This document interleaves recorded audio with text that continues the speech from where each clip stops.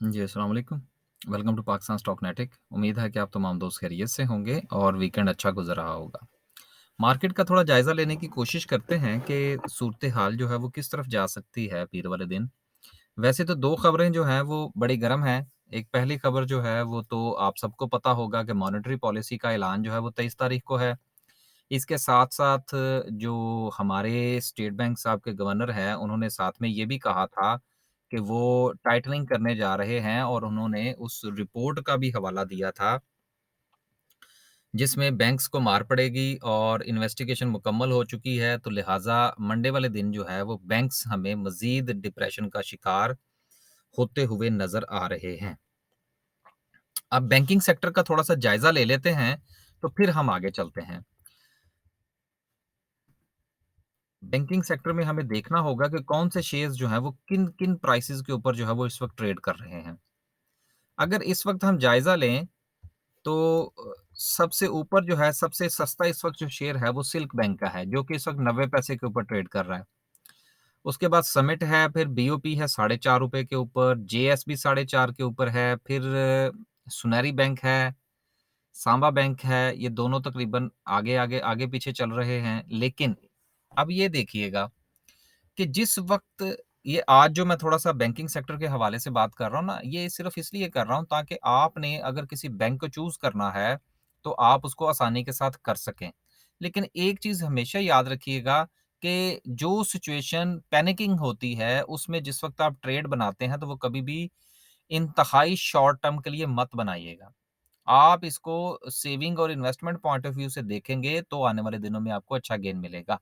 लेकिन अगर आप ये सोचें कि मैं आज खरीदूँगा, 3 दिन के बाद इसको कैप लगना शुरू हो जाएगा, तो ऐसा नहीं है। अभी तो रिपोर्ट आएगी, अब उनमें से 5 से 6 बैंक हैं, अब वो कोई भी हो सकते हैं।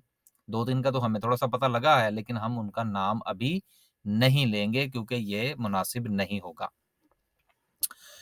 अच्छा, सबसे पहले आप ये सुनेरी है और सांबा बैंक है। इन दोनों को अगर आप ये देख लें, तो आप इस चीज़ को ज़हन में रखिएगा कि ये दोनों बैंक्स ऐसे हैं कि जिनमें वॉल्यूम जो है वो ना होने के बराबर होता है। लिहाज़ा जिस वक़्त आप शेयर को चूज़ करें, तो ना सिर्फ़ के बैंक की परफ़ॉर्मेंस को सामने रखिएगा, बल्कि उसके साथ-साथ ये भी देखिएगा कि अगर आपको किसी भी सिचुएशन के अंदर वो शेयर अगर बेचने पड़ते हैं, तो कम से कम उसका बायर जो है वो मार्केट में खड़ा हो। So decision is only only up to you. उसके बाद बैंक ऑफ खैबर है, इसमें भी कोई वॉल्यूम-शॉल्यूम नहीं लगता, कभी-कभी जो है इनका दिल करता है, तो इसमें कोई 500 हज़ार, 10,000 शेयर्स का कारोबार हो सकता है। उसके बाद अस्करी है, अस्करी तो सर वैसे ही फिर बादशाह बंदे हैं ना, उनकी तो क्या ही बात है। स्टैंडर्ड चार्टर्ड है, ये दोनों बैंक्स ऐसे हैं जिनमें लो वॉल्यूम होता है। देखिए ये 3 बैंक्स जो हैं, इनमें ना होने के बराबर वॉल्यूम और ये 2 बैंक्स जो हैं, इनमें लो वॉल्यूम होता है। उसके बाद आ जाता है नेशनल बैंक। नेशनल बैंक हो गया उसके बाद बैंक हबीब मेट्रोपॉलिटन बैंक हो गया और फैसल बैंक हो गया। फैसल में तो खैर अच्छा वॉल्यूम लगता है।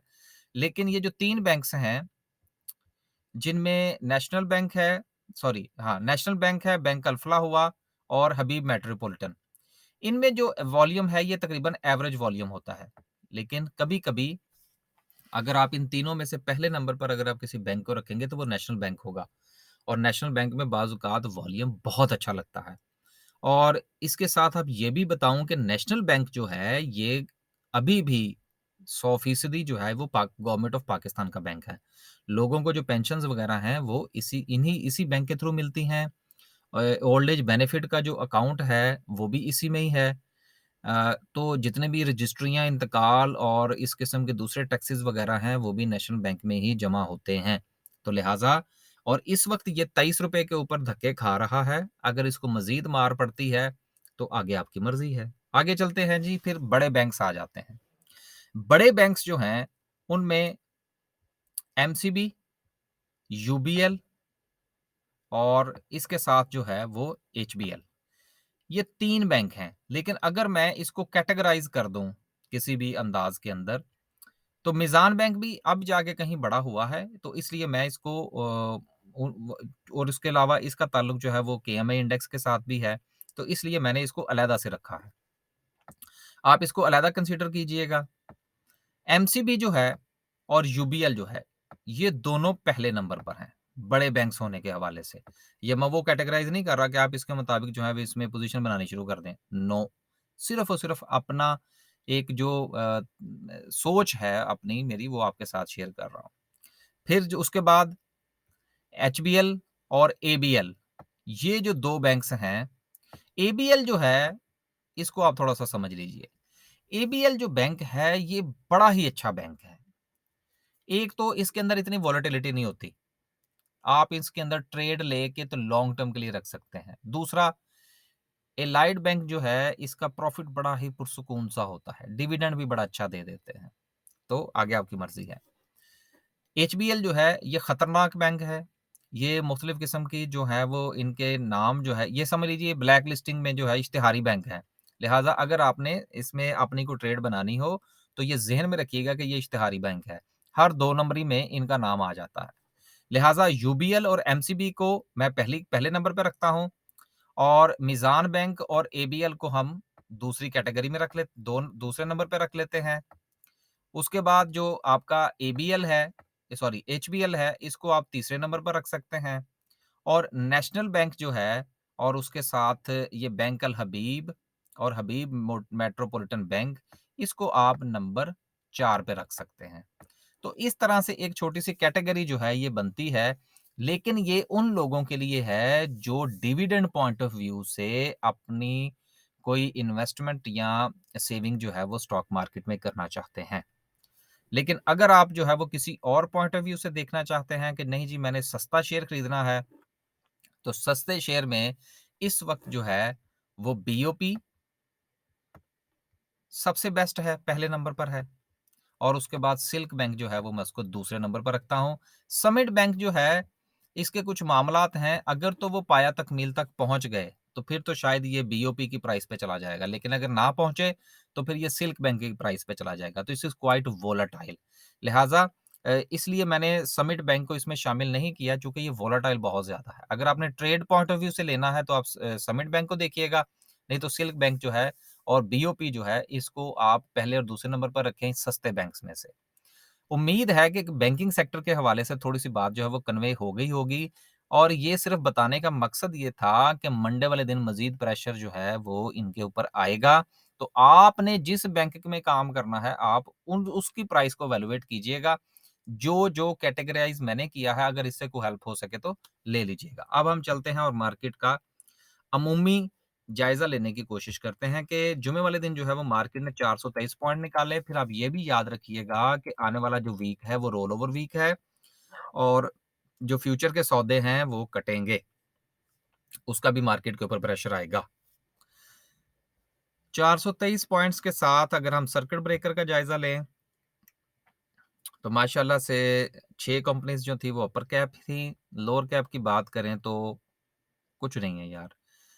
उसके बाद जो है वो अगर हम देखेंगे ग्राफ़िकल व्यू क्या कहता है और आखिर में जो है वो हम बात करेंगे कैंडल की थोड़ी-सी आज। सबसे ज़्यादा काम जो है वो टेक्नोलॉजी में हुआ और सबसे कम जो है वो ऑटोमोबाइल्स असेंबलर में हुआ। देखिए मैन्युफैक्चरिंग सेक्टर से तो वैसे ही हमारा परहेज़ ही चल रहा है काफ़ी अरसे से। बाकी मज़ीद देखेंगे अगर ऑटोमोबाइल्स के हवाले से कोई बात हुई तो जिस तरह से आज हमने डिस्कस किया है बैंकिंग सेक्टर को तो हम किसी दिन ऑटोमोबाइल्स को भी इंशाल्लाह डिस्कस करेंगे। टॉप 10 सिंबल्स की बात करें तो सबसे ज़्यादा वॉल्यूम जो है वो पीपीएल में रहा जो कि सिर्फ़ 8 मिलियन का वॉल्यूम था।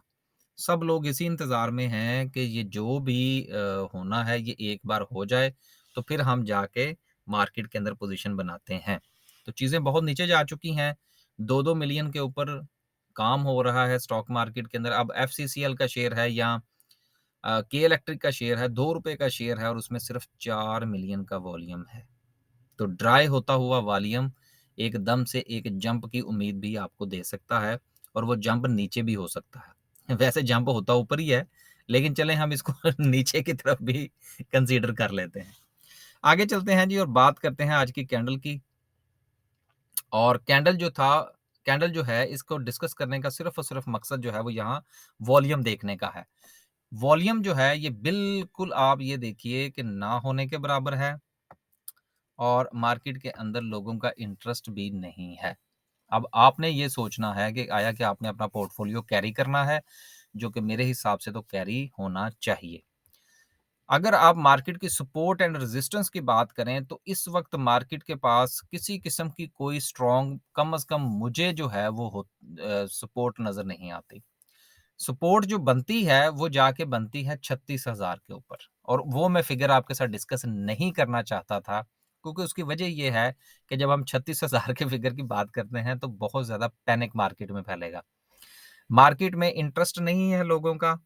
लोग अपना माल बेच रहे हैं, आप अपना माल जो है, जो आपने दराज़ के अंदर पैसा रखा हुआ है, वहाँ से निकालिए और स्टॉक मार्केट में थोड़ा-थोड़ा सा पोर्टफ़ोलियो बनाना शुरू कीजिए। आखिर में सिर्फ़ ये गुज़ारिश करना चाहूँगा कि ये आजकल मैंने थोड़ा-सा ये सिलसिला शुरू किया है, इस किस्म की वीडियो बनाने का कि आपको ये बताया जाए कि स्टॉक मार्केट में जिस वक़्त आप एंटर हों, तो आपका ज़हन-साज़ी किस तरह से होनी चाहिए और आपको पता हो कि आप करने क्या जा रहे हैं। ये वीडियो अगर आपके पास टाइम हो तो इस किस्म की वीडियो जो मैं अपलोड करूँगा वो देखते रहिएगा। शायद उससे भी आपको कुछ थोड़ा-सा फ़ायदा पहुँचे। अल्लाह हाफ़िज़।